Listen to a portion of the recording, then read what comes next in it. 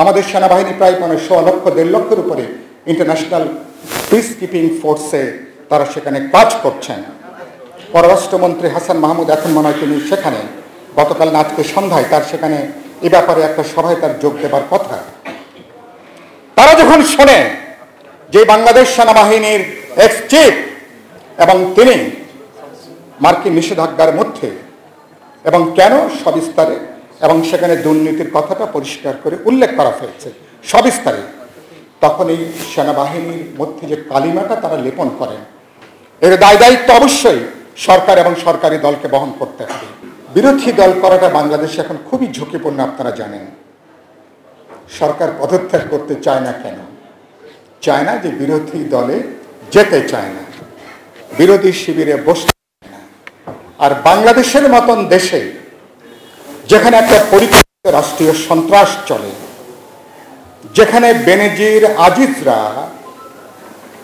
তারা যেখানে ঠান্ডা মাথায় অনেক অপরাধ সংগঠিত করেন, যেখানে রাষ্ট্রীয় সন্ত্রাস চলে, যেখানে শীতাতপ নিয়ন্ত্রিত কক্ষে বসে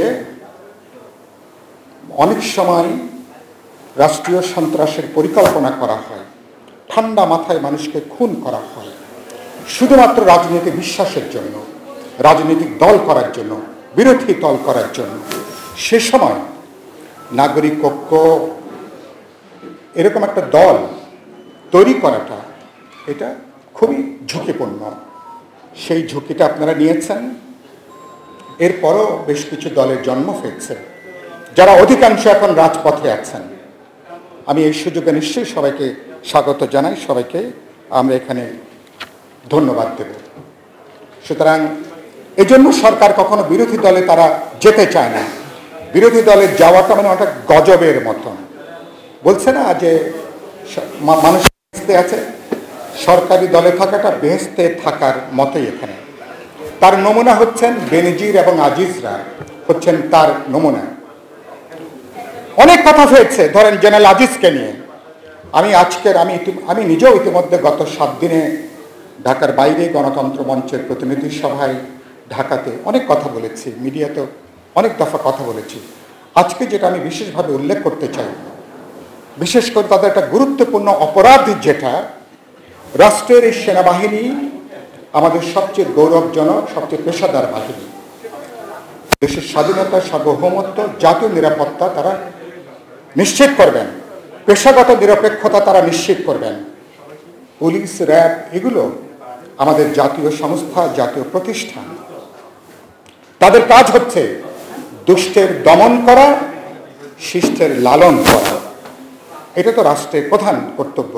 দুষ্টের দমন করবে, খারাপ লোককে দমন করবে, ভালো লোক শিষ্টকে তারা পালন করবে, সহযোগিতা করবে।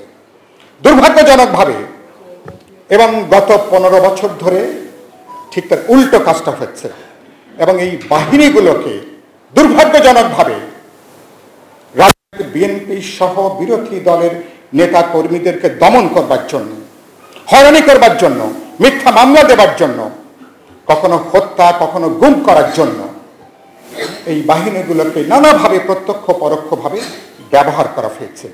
তাদের অপরাধটা হচ্ছে রাষ্ট্রের প্রজাতন্ত্রের এই পেশাদার বাহিনীগুলোকে এই সরকার দলীয় বাহিনী হিসাবে তারা ব্যবহার করেছেন। ফলে বাহিনীগুলোর সুনাম, তার যে মর্যাদা, তার যে সম্মান, সেটাকে তারা ভুলুণ্ঠিত করেছেন, নষ্ট করেছেন। আমাদের সেনাবাহিনী প্রায় 1.5 লক্ষ 1.5 লক্ষের উপরে ইন্টারন্যাশনাল পিস কিপিং ফোর্সে তারা সেখানে কাজ করছেন। পররাষ্ট্রমন্ত্রী হাসান মাহমুদ এখন মনে হয় তিনি সেখানে, গতকাল না আজকে সন্ধ্যায় তার সেখানে এ ব্যাপারে একটা সভায় তার যোগ দেবার কথা। তারা যখন শোনে যে বাংলাদেশ সেনাবাহিনীর এক্স চিফ এবং তিনি মার্কিন নিষেধাজ্ঞার মধ্যে, এবং কেন সবিস্তারে, এবং সেখানে দুর্নীতির কথাটা পরিষ্কার করে উল্লেখ করা হয়েছে সবিস্তারে, তখন এই সেনাবাহিনীর মধ্যে যে কালিমাটা তারা লেপন করেন, এর দায়িত্ব অবশ্যই সরকার এবং সরকারি দলকে বহন করতে হবে। তারা আমাদের প্রজাতন্ত্র রাষ্ট্রীয় বাহিনীগুলোকে তারা যেভাবে তারা দলীয় প্রতিষ্ঠান তারা তৈরি করেছে, একইভাবে পুলিশ, একইভাবে বেনজির